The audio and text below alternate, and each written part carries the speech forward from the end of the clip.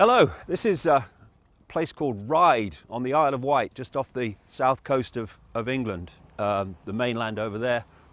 And one of the things that I've heard said over many years about me and what I do is that I do it all for the money, and that I make millions of pounds a year. I think it was 5 million, someone said, and they said they knew that. Oh, really? I wish I did.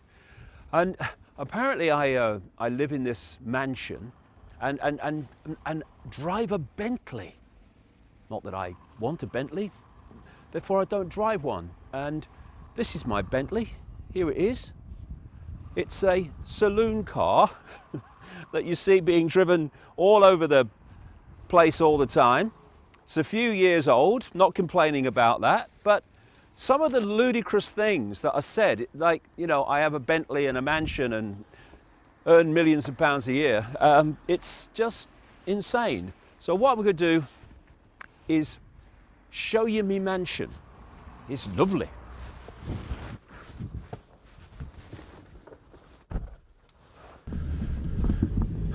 Not only is my mansion lovely, it's so big, and it's got electric gates, so people can't get in unless I open the electric gates. You know, I know all this is a fact because I've read it in a few places, and a few things have you know, gone around about all this bloody nonsense. So come and see me mansion. I've put the butler on alert, so he'll be ready to talk to us and get us a cocktail.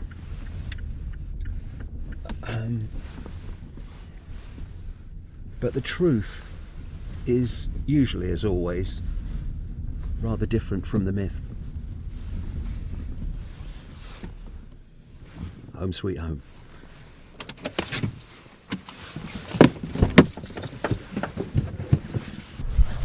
Here it is, my mansion with its pillars. Oh, it's so select. And people say, oh, look at that big house he lives in on the Isle of Wight. But what they don't mention is a little nicety.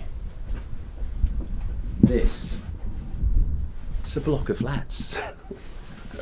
And I only live in one of them. And if my flat was any smaller, it'd be home for rabbits. Let me show you around, won't take long.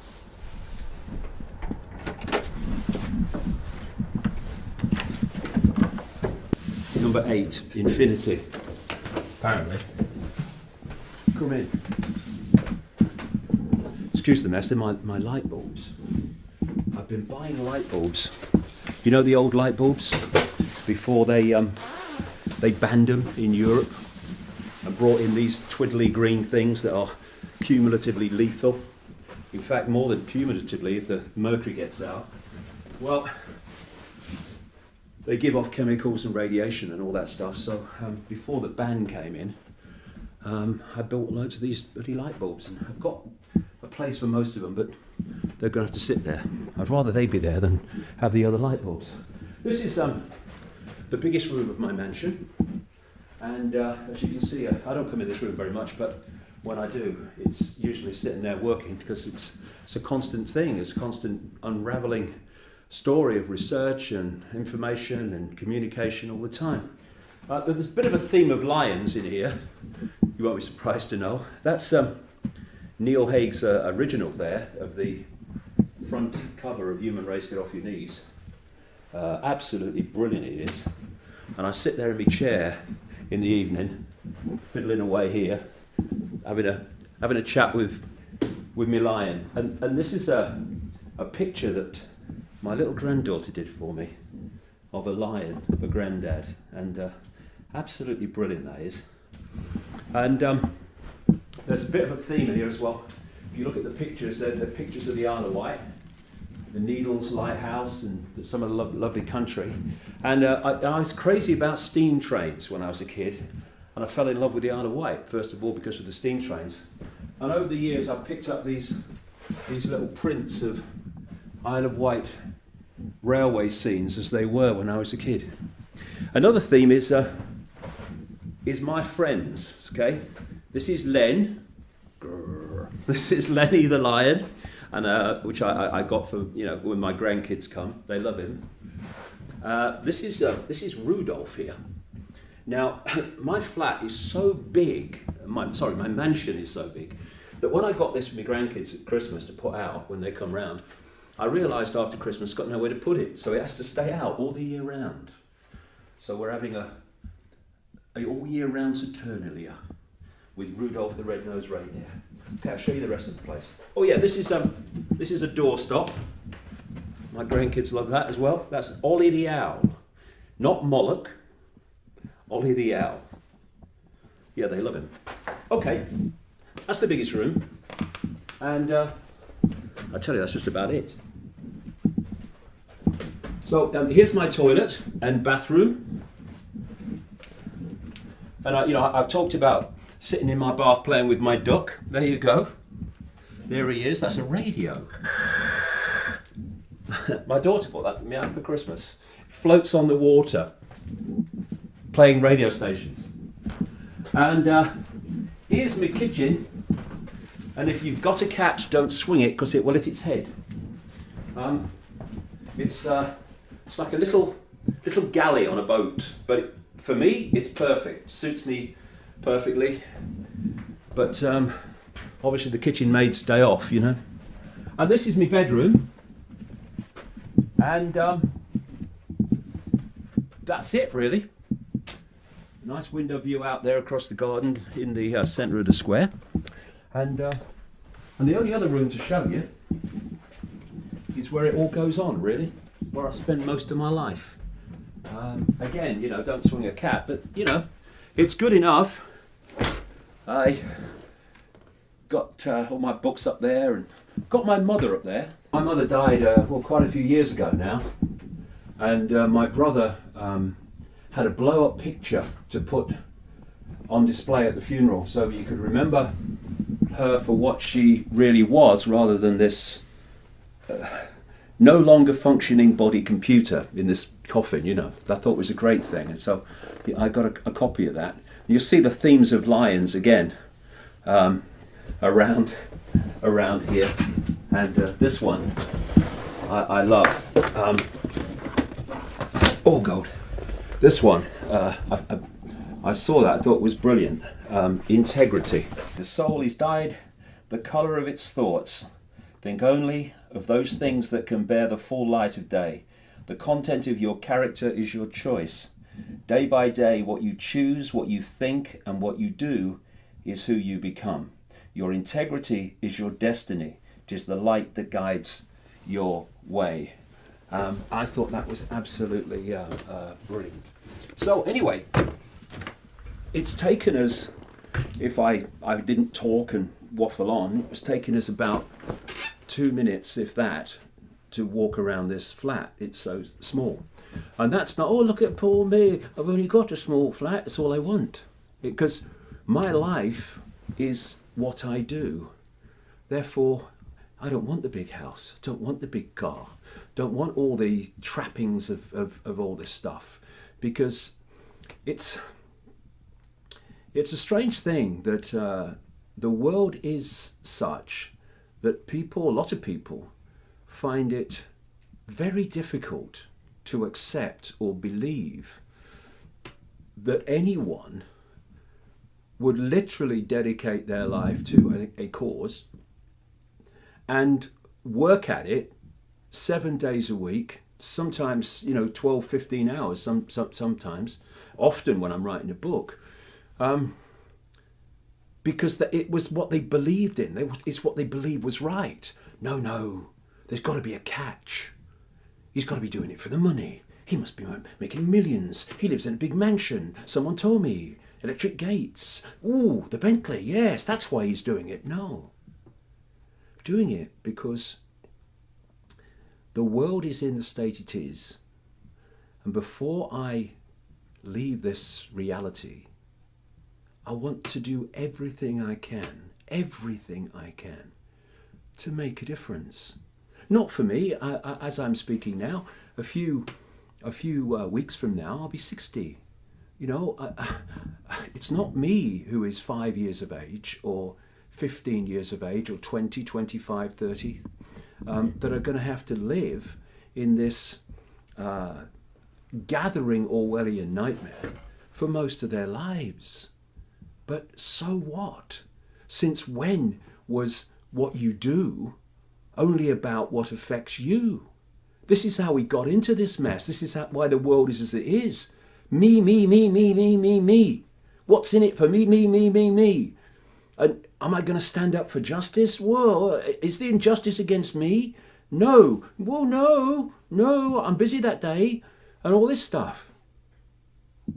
I'm just trying to make a difference. Not become a millionaire. What am I going to spend it on? I mean, look at the size of the flat. I've lived here now for what, 10, 11, 12 years. Why would I do that if it was about making money? What would be the point? And given the fact that I am going to be doing this as I'm doing it now, in terms of effort, for the rest of this sojourn in this reality, until I drop, what am I going to do with it?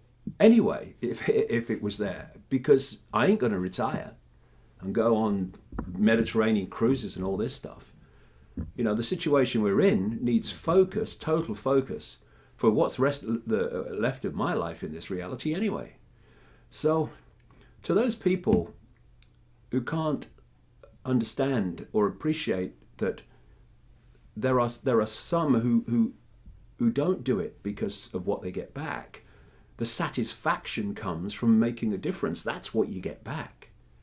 And the mansion doesn't exist, nor does the Bentley, and all this other crap.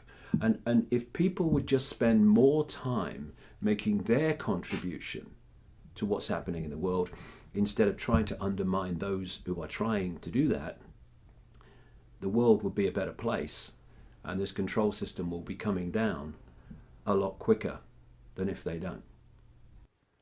This whole thing about doing it for the money goes right back, funnily enough, to 1990, when I started having my then strange experiences, in 91 with the Wogan show, and I was going through all this mass ridicule, extraordinary levels of ridicule. And people said, he's only doing it for the money. I'm taking mass ridicule for the money? I can't walk down any street in Britain without being laughed at for the money? What money?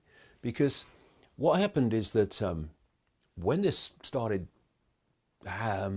this change in me started to happen in 1990, I left the BBC. I didn't leave voluntarily. They got rid of me for some reason, out of nowhere. Obviously, it was part of my life path, but I didn't understand that at the time. And I went well in excess of a year, more than a year, without earning a penny, because I was trying to follow this path that was unfolding in front of me, and I didn't know what it was. And then after the Wogan show, the ridicule reached massive proportions. And after a while, I started going around talking at different places publicly in the days when nobody came. And I remember I was speaking at Liverpool University in the northwest of England, and there was hardly anybody there. And I was going to go home, as I did most times when I spoke in those days, poorer than when I arrived.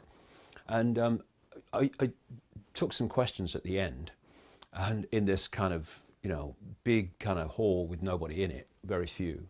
And one man stood up, he said, "What you doing with the money? Where's the money going?" I thought, where's the money going? Out of my bloody life, mate. That's where it's going. And it was like, you know, I had a friend I used to travel with at the time, Yeva. She was lovely. She was like a Native American grandmother, lovely lady. I travelled with her quite a bit at that point, and she was very, very good for me because she was helping me try to understand what was happening in my life. And when he said, "Where's the money going?" I looked across, and she's going, "Oh God, they only knew." And so it's this kind of strange theme that to do anything you have to be doing it for the money. It's not true. That's not to say that, you know, I'm a poor or anything like, but over the years there have been periods like when those early periods when I was earning nothing and just existing on what I'd earned from television, which was not that much, funnily enough. And then there were periods when it was just hanging on, and then there was another period around 2005 onwards when someone put the rights to my books in their own name in America, and I had to go through the federal courts to get back what I already owned, and that was a financial nightmare as well. But through those periods, you keep going because you believe in what you're doing. You keep going, and somehow you get through the other side. But then when you've done that, for people to say you're doing it for the money is just, well, ridiculous. And like I say, it's been a theme all along. And if they only knew how many times we were on the brink, but somehow got through. And why? Because when you're passionate about something, you find a way.